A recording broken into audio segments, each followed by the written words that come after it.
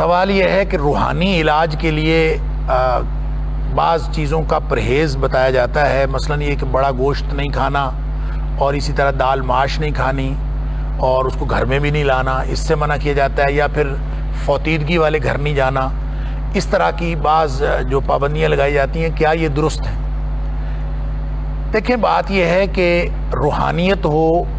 یا ذکر اذکار کا معاملہ ہو یا رقیہ یعنی دم کرنے کا معاملہ ہو، ہمارے سامنے درست اور جائز طریقہ وہی ہے جو نبی اکرم صلی اللہ علیہ وسلم نے بتایا اور صحابہ کرام کو سکھایا۔ نبی کریم صلی اللہ علیہ وسلم خود رقیہ فرماتے تھے، نبی کریم صلی اللہ علیہ وسلم نے رقیہ کی یعنی دم کرنے کی اجازت بھی دی، اور صحابہ کرام دم کرتے تھے۔ بلکہ مسلم شریف کی ایک حدیث میں آتا ہے کہ نبی اکرم صلی اللہ علیہ وسلم جب مدینہ طیبہ تشریف لائے تو مختلف لوگ آتے تھے، وہ اپنا اپنا دم سناتے تھے آ کے میں یہ دم کرتا ہوں، میں یہ دم کرتا ہوں۔ تو نبی کریم صلی اللہ علیہ وسلم کسی کا دم سن کے کہتے تھے یہ ٹھیک ہے، کسی کو فرماتے تھے یہ ٹھیک نہیں ہے، اس کو رہنے دو، کسی کو آپ کچھ فرماتے جاتے تھے۔ پھر نبی کریم صلی اللہ علیہ وسلم، کیونکہ بہت سارے لوگ آ رہے تھے، پھر نبی کریم صلی اللہ علیہ وسلم نے ایک کیٹاگوریکل سٹیٹمنٹ ارشاد فرمائی۔ آپ نے فرمایا ہر وہ رقیہ درست ہے جس کے اندر شرکیہ کوئی بات نہ ہو۔ اگر آپ اللہ سے مانگ رہے ہیں تو آپ کہہ دیں یا اللہ اس کو شفا دے دے، تو یہ کہہ کے آپ دم کر دیں، اللہم اشفی کہہ کے دم کر دیں، یا قرآن حکیم کی کوئی آیات پڑھ کے دم کر دیں، کوئی آیات قرآن حکیم کی آپ مخصوص کر لیں، یا آپ معوذتین پڑھ کے، یعنی کسی بھی طرح سے آپ دم کر دیں، اس میں کوئی شرکیہ بات نہ ہو، کوئی ٹونے ٹوٹکے کی بات نہ ہو، تو وہ جائز ہے۔ لہٰذا یہ گویا ایک گنجائش مل گئی کہ جائز حدود کے اندر شرکیہ باتوں سے اجتناب کرتے ہوئے آپ کو اگر رقیہ دم کی نیت سے کریں گے تو وہ جائز ہے، وہ غیر سے مسنون نہ بھی ہو۔ لہذا قرآن حکیم کی آیات آپ منتخب کر لیتے ہیں، کچھ اس صورت سے پکڑ لیں، کچھ اس صورت سے پکڑ لیں، کچھ اس صورت سے، اس طرح سے آپ دم کر دیں تو بھی جائز ہے۔ رقیہ کے طور پر،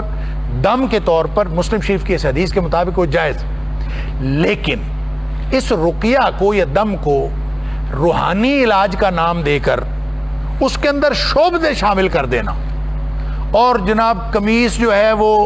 پہلے ناپ لیں اور پھر وہ اتنی چھوٹی ہو جائے گی، دوپٹہ لے آئیں وہ ناپ لیں اور چھوٹا ہو جائے گا، انڈا لے آئیں میں اس کے اوپر پڑوں گا اس میں سے سوئیاں نکل آئیں گی، فلاں چیز لے آئیں آپ پانی میں آگ لگ جائے گی، فلاں ہو جائے گا، یہ روحانی علاج کے نام پر یہ شعبہ بازی اور ٹونے ٹوٹکے ہیں، اس کا کسی روحانی علاج کے ساتھ کوئی تعلق نہیں۔ یہ شیطانی علاج ہے، یہ جادوگروں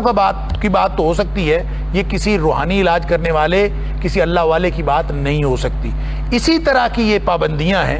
کہ وہ پابندیاں جو نبی اکرم صلی اللہ علیہ وسلم نے نہیں لگائیں، آپ کون ہوتے ہیں وہ پابندیاں لگانے؟ روحانیت کے نام پر بڑے گوشت کے اندر کیا روحانیت رکھی ہے جو منع کرنے سے آپ کی روحانیت اجاگر ہو جائے گی اور بڑا گوشت کھانے سے روحانیت ختم ہو جائے گی؟ اس کا ثبوت اگر نبی کریم صلی اللہ علیہ وسلم سے ملے پھر تو ٹھیک ہے، اگر وہاں سے نہیں ملتا تو اس کا مطلب ہے خود ساختہ اور بناوٹی اور من گھڑت بات ہے، کوئی حیثیت نہیں۔ دال ماش کے ساتھ کیا ہو گیا جناب کہ دال ماش کے ساتھ معاملات خراب ہونے لگے؟ تو یہ حلال چیزیں جو اللہ اور اس کے رسول صلی اللہ علیہ وسلم نے حلال چیزیں قرار دی ہیں، ان کو آپ اس وجہ سے کہیں کہ یہ روحانیت کے خلاف ہیں اور روحانیت کے ساتھ جوڑ دیں، یہ کسی شخص کا اپنا تجربہ ہو سکتا ہے، اس کی اپنی بات ہو سکتی ہے، شریعت کے ساتھ اس کا کوئی تعلق نہیں ہے، بلکہ ان کا تعلق شعبے بازی کے ساتھ اور شعبدوں کے ساتھ کسی چیز کا تعلق بنانا اور ٹونے ٹوٹکے کے ساتھ اور اسی طریقہ علاج کو اختیار کرنا، جس طرح کا علاج یا جس طرح کا جو طریقہ کار ہے وہ جادوگر اپناتے ہیں یا ٹونا کرنے والے اپناتے ہیں، اس طرح کا طریقہ کار چاہے قرآن پڑھ کے اپنایا جائے، قرآنی آیات پڑھ کے اپنایا جائے، وہ طریقہ کار درست نہیں ہے۔ لہٰذا اس طرح کی چیزوں سے اجتناب کرنا چاہیے۔